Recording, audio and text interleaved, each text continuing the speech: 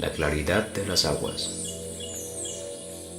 En un caluroso día de verano, Buda estaba atravesando un bosque junto a su principal discípulo, Ananda. Sediento, el Buda se dirigió a su acompañante.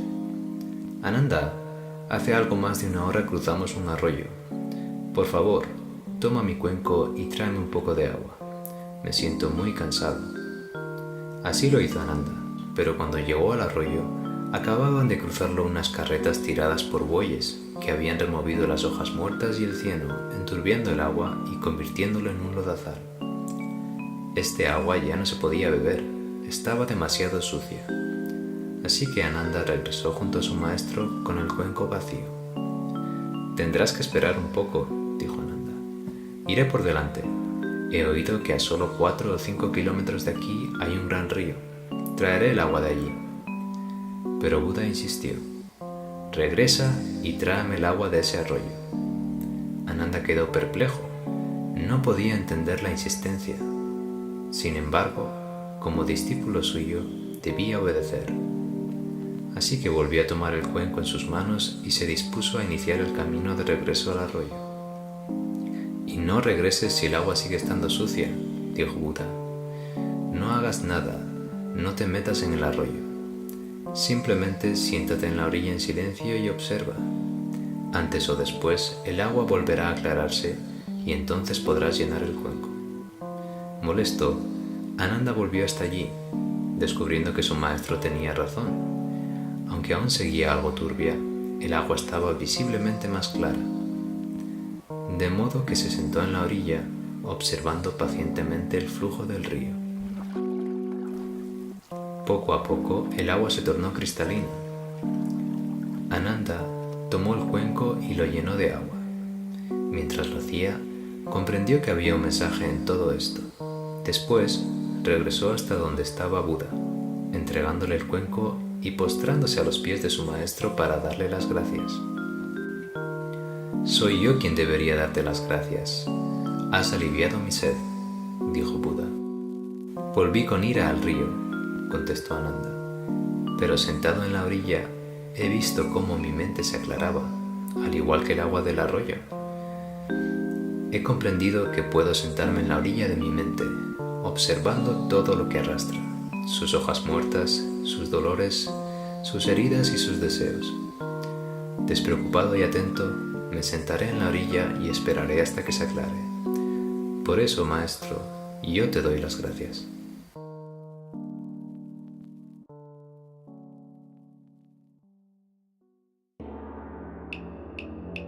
Dos monjes y una mujer. Érase una vez dos monjes zen que caminaban por el bosque de regreso a su monasterio. Cuando se acercaban a un río que debían cruzar, se encontraron a una mujer muy joven y hermosa que lloraba desconsoladamente. «¿Qué sucede?», le preguntó el monje más anciano. «Señor, mi madre se muere. Está sola en su casa al otro lado del río.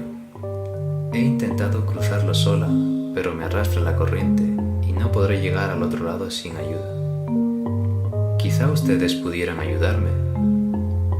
«Ojalá pudiéramos», se lamentó el más joven, «pero el único modo sería cargarte sobre nuestros hombros a través del río, y nuestros votos de castidad nos prohíben todo contacto con el sexo opuesto.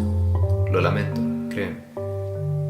Sin embargo, el monje más viejo se puso de rodillas y dijo a la mujer: «Sube». La mujer no podía creerlo, pero inmediatamente cogió su atillo de ropa y montó sobre los hombros del monje. Monje y mujer cruzaron el río con bastante dificultad, seguidos por el monje joven. Al llegar a la otra orilla, la mujer descendió y se acercó con la intención de besar las manos del anciano, en señal de agradecimiento. Está bien», dijo el anciano retirando las manos. La mujer se inclinó con humildad y gratitud, tomó sus ropas y se apresuró por el camino del pueblo. Los monjes, sin decir palabra, continuaron su marcha al monasterio. Aún tenían por delante 10 horas de camino. El monje joven estaba furioso, no dijo nada, pero hervía por dentro.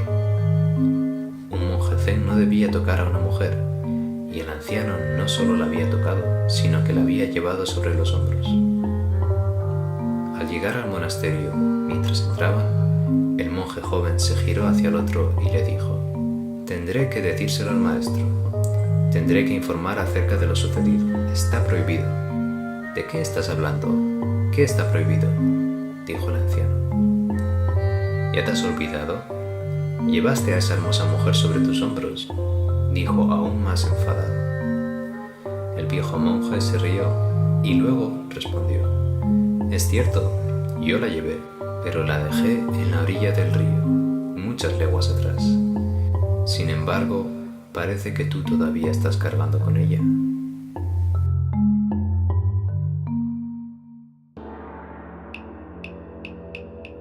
Buena suerte o mala suerte. En una aldea pequeña, hace muchos años, vivía un campesino junto a su único hijo. Los dos se pasaban las horas cultivando el campo sin más ayuda que la fuerza de sus manos. Se trataba de un trabajo muy duro, pero se enfrentaban a él con buen humor y nunca se quejaban de su suerte. Un día, un precioso caballo salvaje bajó de las montañas galopando y entró en su granja atraído por el olor a comida. Descubrió que el establo estaba repleto de heno, zanahorias y brotes de alfalfa, así que ni corto ni perezoso se puso a comer. El joven hijo del campesino lo vio y pensó: «¡Qué animal tan fabuloso! Podría servirnos de gran ayuda en las labores de labranza». Sin dudarlo, corrió hacia la puerta del cercado y la cerró para que no pudiera escapar.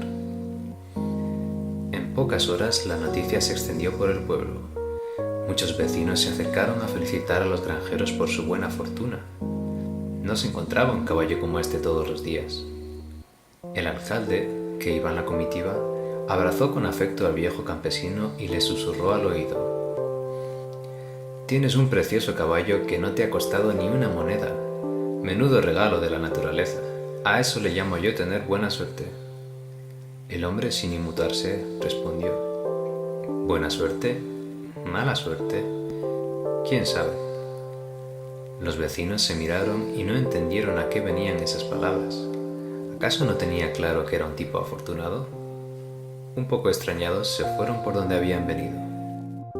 A la mañana siguiente, cuando el labrador y su hijo se levantaron, descubrieron que el brioso caballo ya no estaba. Había conseguido saltar la cerca y regresar a las montañas. La gente del pueblo, consternada por la noticia, acudió de nuevo a casa del granjero. Uno de ellos habló en nombre de todos: «Venimos a decirte que lamentamos muchísimo lo que ha sucedido. Es una pena que el caballo se haya escapado. ¡Qué mala suerte!». Una vez más, el hombre respondió sin torcer el gesto y mirando al vacío: «Buena suerte, mala suerte, quién sabe». Todos se quedaron pensativos, intentando comprender qué había querido decir de nuevo con esa frase tan ambigua, pero ninguno preguntó nada por miedo a quedar mal. Pasaron unos días y el caballo regresó, pero esta vez no venía solo, sino acompañado de otros miembros de la manada, entre los que había varias yeguas y un par de potrillos. Un niño que andaba por allí cerca se quedó pasmado ante el bello espectáculo y después, muy emocionado, fue a avisar a todo el mundo. Muchísimos curiosos acudieron en tropel a casa del campesino para felicitarle, pero su actitud les defraudó. A pesar de lo que estaba ocurriendo era algo insólito, él mantenía una calma asombrosa, como si no hubiera pasado nada. Una mujer se atrevió a levantar la voz: «¿Cómo es posible que estés tan tranquilo? No solo has recuperado tu caballo, sino que ahora tienes muchos más. Podrías venderlos y hacerte rico. ¡Qué suerte tienes!». Una vez más, el hombre suspiró y contestó con su tono apagado de siempre: «Buena suerte, mala suerte, quién sabe». Todos pensaban que su comportamiento era anormal. ¿Acaso no se daba cuenta de lo afortunado que era? Pasaron unas cuantas jornadas y el hijo del campesino decidió que había llegado la hora de domar a los caballos. Al fin y al cabo, eran animales salvajes y los compradores solo pujarían por ellos si los entregaban completamente dóciles. Para empezar, eligió una yegua que parecía muy mansa. Desgraciadamente se equivocó. En cuanto se sentó sobre ella, La jaca levantó las patas delanteras y de un golpe seco le tiró al suelo. El joven gritó de dolor y notó un crujido en el hueso de su rodilla derecha. No quedó más remedio que llamar al doctor y la noticia corrió como la pólvora. Minutos después, decenas de curiosos se plantaron otra vez allí para enterarse bien de lo que había sucedido. El médico inmovilizó la pierna rota del chico y comunicó al padre que tendría que permanecer un mes en reposo sin moverse de la cama. El panadero, al ver el accidente, había salido disparado y sin ni siquiera quitarse el delantal, se adelantó unos pasos y le dijo al campesino: «¿Cuánto lo sentimos por tu hijo? Menuda desgracia, qué mala suerte ha tenido el pobre». Como no, la respuesta fue clara. Buena suerte, mala suerte, quién sabe. Los vecinos ya no sabían qué pensar. ¡Qué hombre tan extraño! El chico estuvo convaleciente en la cama muchos días y sin poder hacer nada más que mirar por la ventana y leer algún que otro libro. Una tarde que estaba medio dormido, entró por sorpresa el ejército en el pueblo. Había estallado la guerra en el país y necesitaban reclutar muchachos para ir a luchar contra los enemigos. Un grupo de soldados se dedicó a ir casa por casa y, como era de esperar, también llamaron a la del campesino. «Usted tiene un hijo y tiene la obligación de unirse a las tropas. Estamos en guerra y debe luchar como un hombre al servicio de la nación». El anciano les invitó a pasar y les condujo a la habitación donde estaba el enfermo.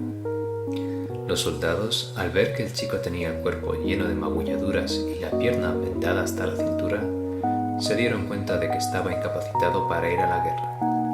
A regañadientes escribieron un informe que le libraba de prestar el servicio y continuaron su camino.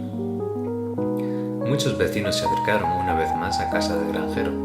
Uno de ellos exclamó: «Estamos destrozados porque nuestros hijos han tenido que alistarse al ejército y van de camino a la guerra.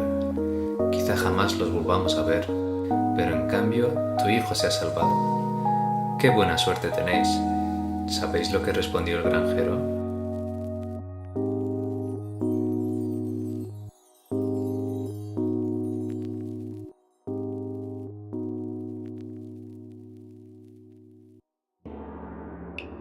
Tumushido.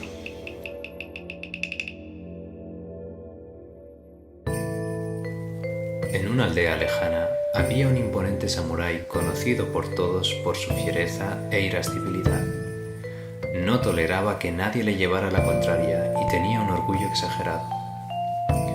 El samurái reaccionaba con tal fiereza que todos le temían. Si alguien le contrariaba, simplemente sacaba su sable y de inmediato todos huían. Este guerrero se fue de viaje y pasó por una pequeña aldea en la que todos los habitantes parecían apresurados y se dirigían hacia un mismo lugar. Intrigado por lo que estaba ocurriendo, el samurái detuvo a uno de los hombres que corría presurosamente. El hombre le dijo que todos iban hacia la casa del maestro Tumushido. El samurái estaba extrañado. «¿Quién es el maestro Tumushido?», le preguntó.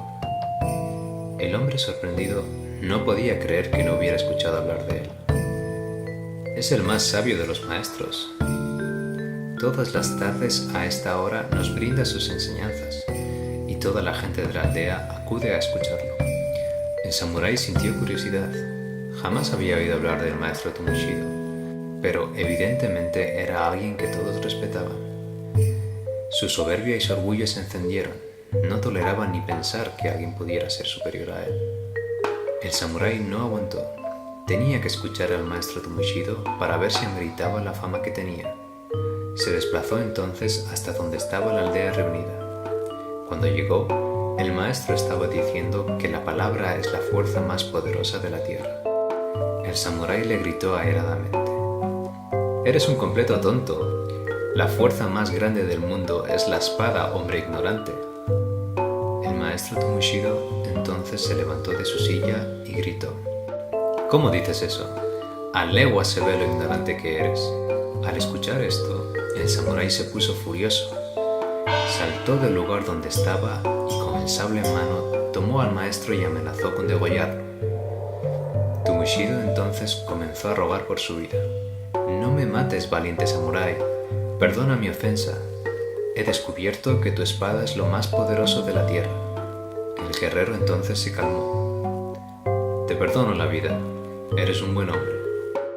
Entonces el maestro Tomoshiro se incorporó y luego dijo: «La palabra es la fuerza más poderosa de la tierra. ¿Viste cómo te he dominado a través de ella?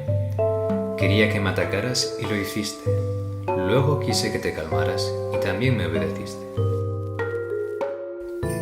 Cuando un segundo samurái escuchó la historia anterior, sintió que la curiosidad lo invadía.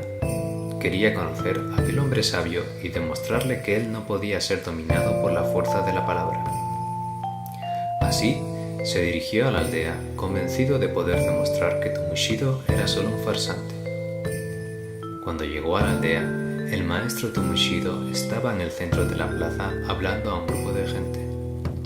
El segundo samurái se confundió entre la multitud y cuando nadie lo esperaba, lanzó un grito terrible que asustó a todos. «Te desafío, viejo farsante. Si eres tan sabio y poderoso, también podrás batirte contra mí y salir airoso». El maestro lo miró un momento, luego hizo una venia en señal de que aceptaba el reto. Todos los presentes hicieron un círculo. En la mitad se quedaron el segundo samurái y el maestro Tomoshiro. Este último cerró los ojos y se sentó en actitud sumisa. El guerrero pensó que se había intimidado y entonces quiso provocarlo. Comenzó a gritarle los peores insultos que conocía. Aún así, el maestro no reaccionaba. Esto duró un largo tiempo, hasta que se cansó.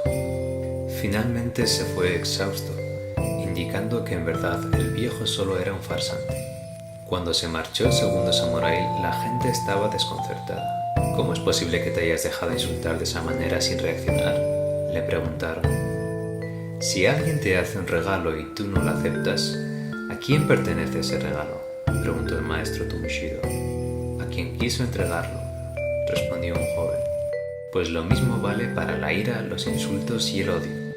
Cuando no son aceptados, siguen perteneciendo a quien los traía consigo». Las organizaciones.